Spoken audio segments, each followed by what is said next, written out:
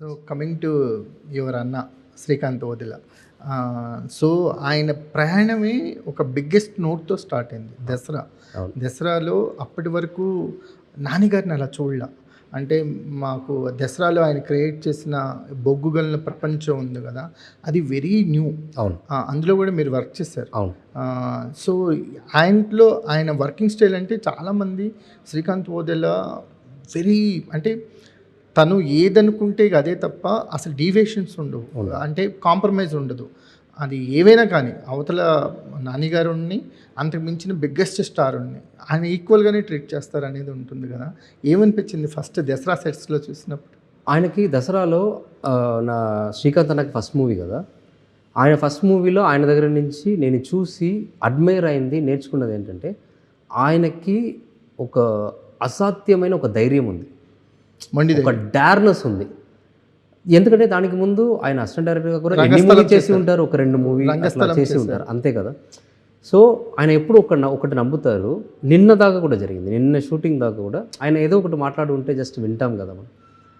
ఒక్క విషయాన్ని ఆయన నమ్మితే దానికి ఆపోజిట్లో 100 మంది అపోజిషన్ చెప్పినా కూడా ఆయనకు ఒక్కవేళ దాని మీద కాన్ఫిడెంట్ ఉంది, ఇది గట్టిగా కొడితే దాని నమ్మకం ఉంటే ఎవరు మాట వినరు.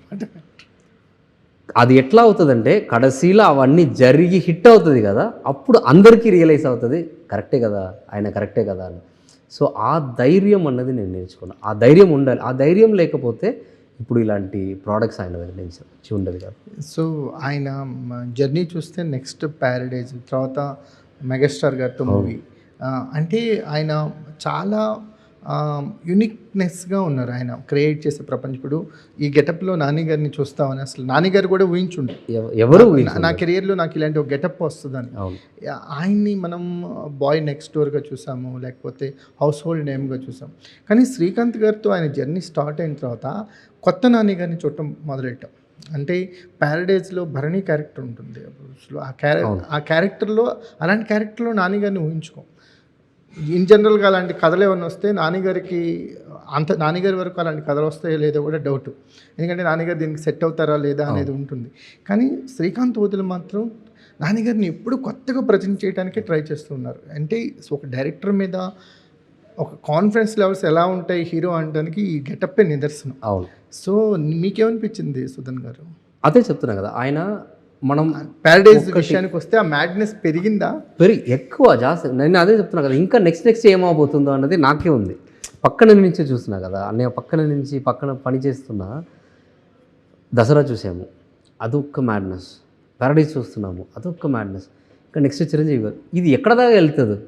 ఈయన ఆ ఒక లైన్ ఉండదా, ఒక బార్డర్ ఉండదా? ఈయన ఆలోచనకి ఒక బార్డర్ ఉండదా? ఎట్లా ఇంత క్రేజీనెస్ని ఆలోచన అంటే ఒక సినిమా బాగా రావాలి, ఒక కథ రాస్తున్నాము, దాన్ని బాగా తీసుకురావాలని అందరూ ప్రయత్నిస్తాం. కానీ కొంతమంది మాత్రం ఏదో అందరి కాకుండా సెపరేట్గా వెళ్ళి ఎక్స్ట్రీమ్గా ఆలోచిస్తారు. అలాంటి ఒక మనిషి శ్రీకాంత్ అన్న. ఈ సాంగ్ డిస్కషన్ ఏం జరిగింది మీతో? మీ సాంగ్ ట్యూన్ అయిపోయిన తర్వాత మీ దగ్గరకు వచ్చి ఉంటుంది కదా, ట్యూన్ అయిన తర్వాత ఆఫీస్లోనే డిస్కషన్ జరిగింది, పిలిచారు, ట్యూన్ వినిపించారు. బాగుంది, చాలా బాగుంది, ఇది చాలా బాగా చేయాలి, నువ్వే చేస్తున్నావు మాస్టర్, చాలా బాగా చేయాలి. ఇప్పుడు ఆయన కొన్ని విషయాలు చెప్తే చాలా డెప్త్గా చెప్తారు, ఎక్కువ ఏం చెప్పారు కానీ కరెక్ట్గా డెప్త్గా ఇది అని వదిలేస్తారు. అప్పుడు మనకు అర్థమైపోతుంది ఆయన ఎంత ప్లాన్ చేసి ఇంత ప్రయత్నించి ఒక వరల్డ్ని, ఒక హీరోని తీసుకొస్తున్నప్పుడు ఇంకా ప్రెషర్ అంతా మన మీద పడిపోయింది.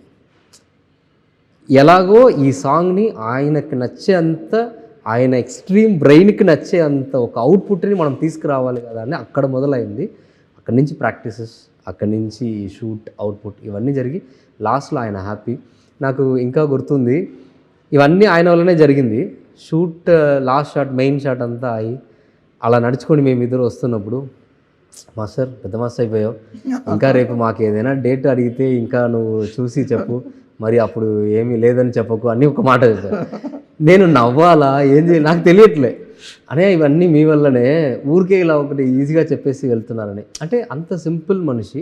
పని అని వస్తే ఒక ట్రాన్స్ మోడ్, నార్మల్ హ్యూమన్ బీయింగ్గా అంత ఒక సింపుల్గా కొత్త టాలెంట్ ఏముంది. ఇప్పుడు ఆయన ఆల్రెడీ ఒక మూవీ హిట్ ఇచ్చిన తర్వాత ఆయన ఎవరినైనా పిలిస్తే cast ఏ కొరియోగ్రాఫర్ అయినా పెద్ద పెద్ద కొరియోగ్రాఫర్ని పిలవచ్చు.